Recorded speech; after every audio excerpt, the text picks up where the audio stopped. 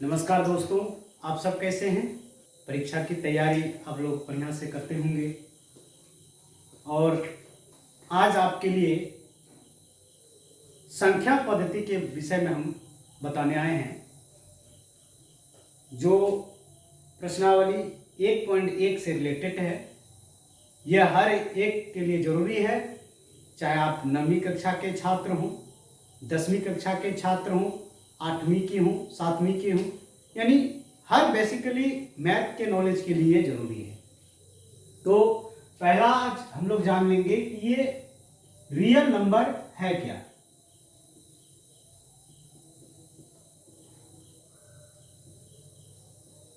Real number अर्थात वास्तविक संख्या, इसको हिंदी में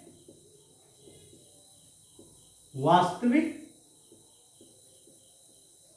संख्या कहा जाता है।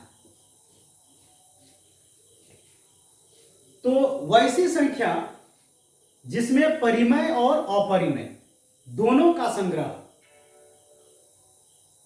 परिमेय संख्या और अपरिमेय संख्याओं के संग्रह को क्या कहेंगे? वास्तविक संख्या। अगर परिभाषा आप लिखना चाहते हैं, परिमेय तथा अपरिमेय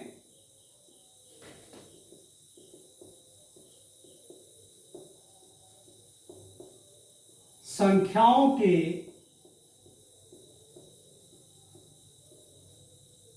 संग्रह को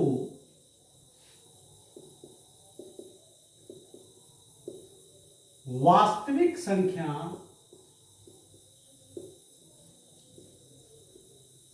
कहा जाता है। जैसे अब हम आपको एक थैले में लेकर दिखाता हूं कि कैसे यह वास्तविक संख्या कहलाएगा। देखिए, परिमेय संख्या और अपरिमेय संख्या जिसमें दोनों आए। अगर कोई पूछे कि क्या सभी परिमेय संख्या वास्तविक संख्या है, क्या सभी अपरिमेय संख्या एक वास्तविक संख्या है, तो जी हां, सभी परिमेय संख्या वास्तविक संख्या होंगे, सभी अपरिमेय संख्या वास्तविक संख्या होंगे। जैसे आप देख रहे हैं 2, 5, 1, √3, √5, 2.0101 ... इनमें आप देख सकते हैं कि जो रूट में है और जिसमें ... है, ये अपरिमेय संख्या कहलाता है, और जो आप बाहर देख रहे हैं रूट से, ये परिमेय संख्या कहलाता है। तो इस थैले में आप क्या देख रहे हैं? तो इसमें हम देख रहे हैं कि परिमेय संख्या भी है और अपरिमेय संख्या भी है। तो परिमेय और अपरिमेय संख्या मिला करके ये कहलाएंगे आपको वास्तविक संख्या। समझ गए? ये क्या कहलाएंगे? वास्तविक संख्या। तो वास्तविक संख्या में परिमेय भी आते हैं और अपरिमेय भी आते हैं। तो जितना भी परिमेय संख्या होता है वो इसी बॉक्स में रहता है, इसी थैले में रहता है, वास्तविक में। तो हुआ ना, सभी परिमेय संख्या क्या हुआ? वास्तविक संख्या। उसी तरह जितना भी दुनिया में अपरिमेय संख्या है, सारे अपरिमेय संख्याओं को इसी थैले में रखा गया है, अर्थात वास्तविक संख्या के थैले में। तो हम कह सकते हैं कि सभी अपरिमेय संख्या कौन सी संख्या है? वास्तविक संख्या है। तो यह स्पष्ट हो जाता है। ऑब्जेक्टिव के लिए बहुत इंपॉर्टेंट प्रश्न है कि क्या सभी परिमेय संख्या एक वास्तविक संख्या हो सकती है? बिल्कुल हो सकती है। आप देख सकते हैं, उदाहरण के लिए दुनिया के तमाम परिमेय संख्या एक वास्तविक संख्या होगी। तो इसलिए प्रत्येक मतलब सभी, प्रत्येक परिमेय संख्या क्या है? एक वास्तविक संख्या है, क्योंकि दुनिया की जितने भी परिमेय संख्या है सब वास्तविक संख्या के संग्रह में आते हैं। और उसी तरह जितने भी दुनिया में अपरिमेय संख्या है, सारे अपरिमेय संख्या वास्तविक संख्या के संग्रह में है। तो सभी परिमेय संख्या और सभी अपरिमेय संख्या वास्तविक संख्या कहलाती है। तो दोस्तों, आपको इस वीडियो को देखकर कोई डाउट नहीं होना चाहिए हमारे ख्याल से कि परिमेय संख्या और अपरिमेय संख्या के संग्रह को वास्तविक संख्या कहते हैं, इसको आप नहीं भूल सकते हैं। तो हम अब ये जान लेते हैं कि परिमेय संख्या और अपरिमेय संख्या होते क्या है। हम तो ये जान गए कि वास्तविक संख्या में परिमेय और अपरिमेय, जितने भी परिमेय हैं जितने भी अपरिमेय हैं वो सारे वास्तविक संख्या कहलाते हैं। प्रश्न हो सकता है आपका कि क्या सभी वास्तविक संख्या, गौर से सुनिएगा, क्या सभी वास्तविक संख्या परिमेय संख्या हो सकती है? और फिर इसी तरह क्या सभी वास्तविक संख्या अपरिमेय संख्या हो सकती है? यह समझने वाली बात है। तो इसका जवाब होगा नहीं, सभी वास्तविक संख्या अपरिमेय नहीं हो सकती है, सभी वास्तविक संख्या परिमेय भी नहीं हो सकती है। अब आपको हम बताते हैं कैसे नहीं हो सकती है। अब प्रश्न में हमने क्या कहा कि सभी वास्तविक, यानी वास्तविक में कौन कौन आता है? परिमेय भी है, अपरिमेय भी है। तो सभी वास्तविक की बात बोल रही है, तो जितने भी परिमेय हैं, सारे परिमेय और सारे अपरिमेय अगर हम मिला देंगे तो वो वास्तविक होगा। तो हम कह रहे हैं कि नहीं, वास्तविक संख्या सिर्फ परिमेय संख्या होती है।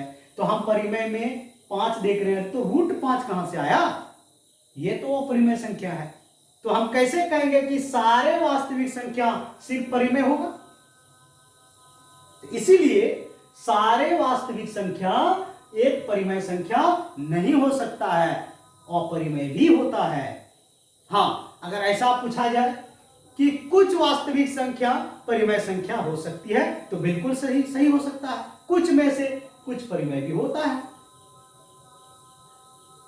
उसी तरह कहेंगे कि सारे अपरिमेय संख्या एक वास्तविक संख्या है, यह सत्य है। लेकिन सारे वास्तविक संख्या एक परिमेय संख्या, ये एक अपरिमेय संख्या होती है, यह सत्य नहीं हो सकता है। क्योंकि हम देख रहे हैं कि सिर्फ इसमें परिमेय अपरिमेय नहीं है, इसमें अपरिमेय भी है और परिमेय भी है। तो परिमेय को हम छोड़ देंगे, परिमेय को अगर हम छोड़ देते हैं तो ये वास्तविक नहीं रहेगा। तो परिमेय में दोनों आ गया, परिमेय में वास्तविक में दोनों आ गया, परिमेय भी और अपरिमेय भी। इसीलिए हम यह नहीं कह सकते हैं कि सभी वास्तविक संख्या एक परिमेय संख्या होती है या सभी वास्तविक संख्या सिर्फ एक अपरिमेय संख्या होती है। हम ऐसे बोल सकते हैं कुछ वास्तविक संख्या परिमेय होती है, कुछ वास्तविक संख्या अपरिमेय होती है। और इस तरह भी बोल सकते हैं कि सभी परिमेय संख्या वास्तविक है और सभी अपरिमेय संख्या ये भी वास्तविक है। समझ गए? अब देखिए, वास्तविक संख्या अगर आप समझ गए होंगे तो परिमेय और अपरिमेय को भी थोड़ा देख लीजिए। कैसे हम पकड़ेंगे कि ये परिमेय है और अपरिमेय है। हर बार 9वीं कक्षा में, 10वीं कक्षा में और कभी कभी कंपटीशन में भी, कॉम्पिटिटिव एग्जाम में भी ये प्रश्न आता है। बहुत लोगों को गणित में दिक्कत होती है, लेकिन आप घबराएं नहीं। आप इस वीडियो को अगर गौर से देखें तो जरूर समझ में आ जाएगा। आपके अंदर से ना समझने की जो भावना बैठी हुई वो आज दूर हो जाएगा। तो देखिए क्या है परिमेय और क्या है अपरिमेय।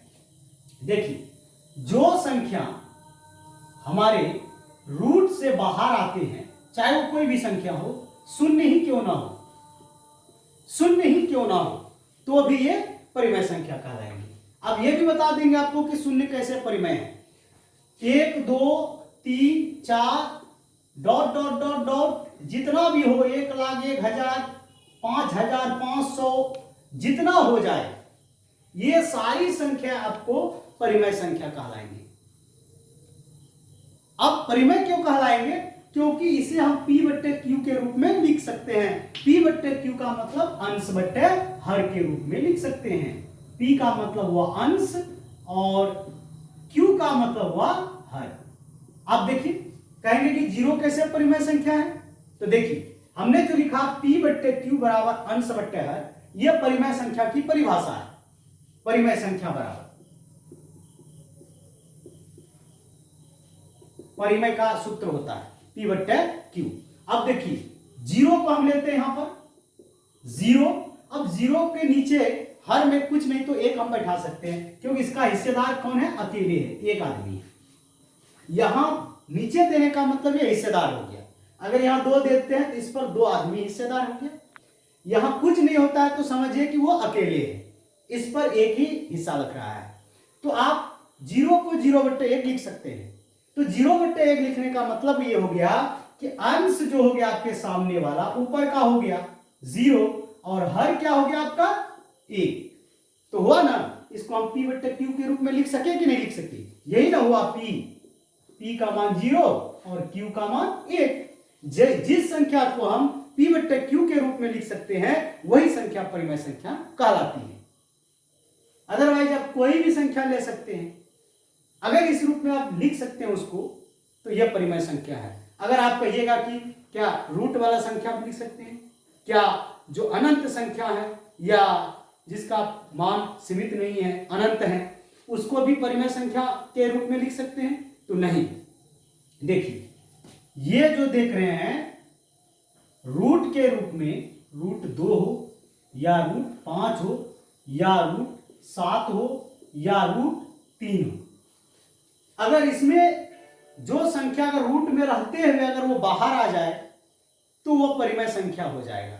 लेकिन इसमें कोई ऐसी संख्या नहीं है जिसका वर्गमूल होगा पूर्णतः, जो पूरी तरह कट सके और बाहर आ सके, तो इसका वर्गमूल पूर्ण वर्गमूल नहीं होता है। जब इसका पूर्ण वर्गमूल नहीं होगा तो हम इसको परिमेय संख्या में नहीं रख सकते। तो रूट देखते ही हम इसको क्या करेंगे, अपरिमेय संख्या में टिक लगा देंगे। लेकिन अक्सर विद्यार्थी गलती ये कर देता है कि वो रूट में देखते ही टिक लगा देता है, ये अपरिमेय संख्या। प्रश्न रहेगा निम्नलिखित में कौन अपरिमेय संख्या है, तो रूट में देखते ही वो टिक लगा देता है। वो इस बात को भूल जाता है कि रूट की संख्या भी रूट से बाहर आ सकता है और रूट से बाहर आने पर वह परिमेय संख्या हो जाता है। जैसे देखिए एक प्रश्न हम आपको देते हैं, निम्नलिखित में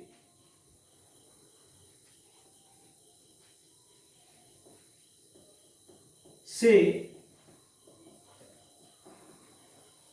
कौन सी संख्या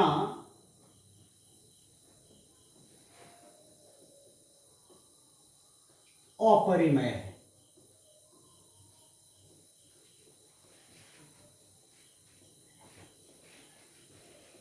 ऑप्शन रहा आपका ये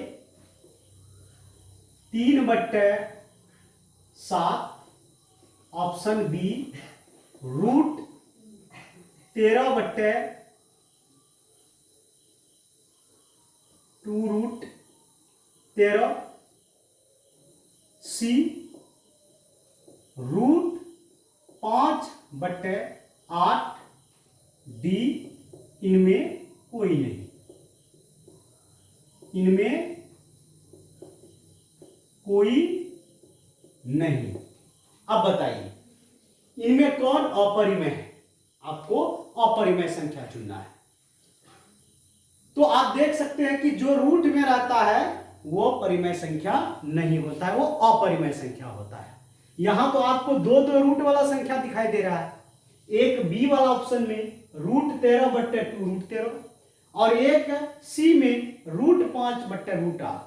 तो आप कैसे बता सकते हैं कि कौन सा परिमेय होगा और कौन सा अपरिमेय होगा, किसको आप चुनेंगे कौन सा अपरिमेय है। तो इस बात का ख्याल जरूर रखिएगा कि कोई संख्या अगर रूट से बाहर आ रहा है तो वो परिमेय संख्या होगा, या कोई संख्या अगर ऊपर और नीचे कट रहा है, रूट में सेम अंक है, समान अंक है, तो आप उसको काट दीजिए तो वहां रूट खत्म हो जाता है, यानी रूट वहां नहीं बचा रहेगा। देखिए बी नंबर ऑप्शन में ये √13 और √13 कट गया।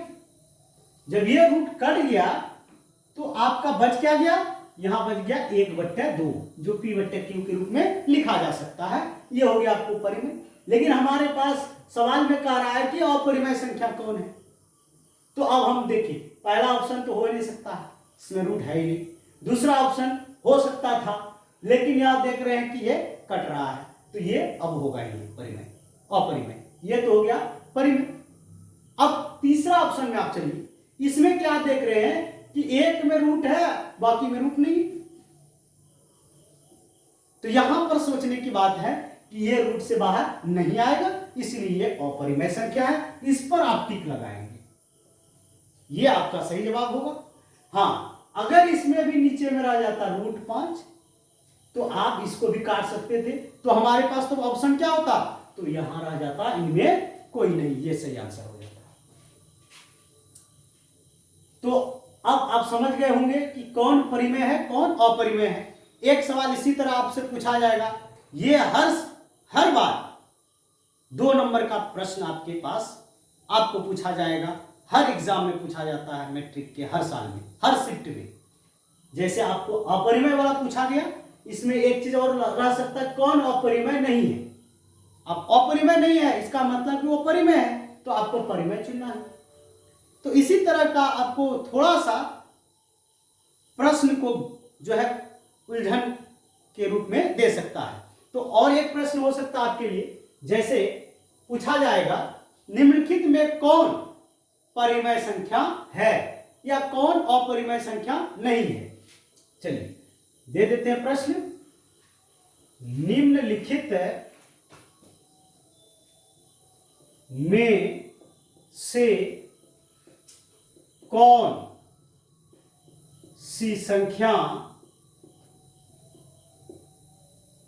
परिमेय है। चलिए ये पहला प्रश्न है आपके लिए, परिमेय है, परिमेय। जैसे अपरिमेय चुने हैं, पहले परिमेय चुन लेते हैं। ऑप्शन रहा आपका, जैसे 1 नंबर में √2/5√2। ऑप्शन बी में रहेगा 3/√6। सी में रहेगा √9/4 और डी में ऑप्शन रहेगा √3 और डी में इनमें कोई नहीं।